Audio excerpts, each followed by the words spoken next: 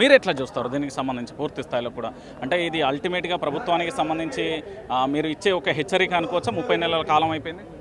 మరి ఈరోజు మరి కేటీఆర్ వారి ప్రోగ్రాం, మరి ఈ యొక్క రాష్ట్రం, మరి రేవంత్ రెడ్డి ప్రభుత్వం మరి రైతులకు ఏ విధంగా మోసం చేస్తున్నదని చెప్పని కూడా మరి ఒక సభ పెట్టడం జరిగింది.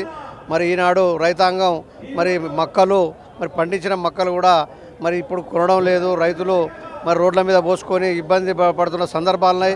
మరి గత ప్రభుత్వం కేసీఆర్ గారి ప్రభుత్వం ఉన్నప్పుడు ప్రతి ఒక్క గింజ మరి లేకుండా కొనడం జరిగింది, బోనస్ ఇవ్వడం జరిగింది. ఇప్పుడు బోనస్ కానీ మరి మరి మక్కలు కానీ కొనడం లేదు.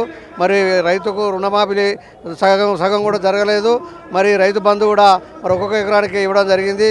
మరి రైతులు చాలా ఇబ్బందుల్లో ఉన్నారు కాబట్టి మరి ఈ యొక్క సభ ఏర్పాటు చేయడం జరిగింది. మరి మక్కలు మరి ఈ యొక్క ప్రభుత్వం ఒక్క గింజ కూడా లేకుండా కొని మరి రైతులను ఆదుకోవాలని చెప్పి కూడా నేను తెలియజేస్తా ఉన్నాను.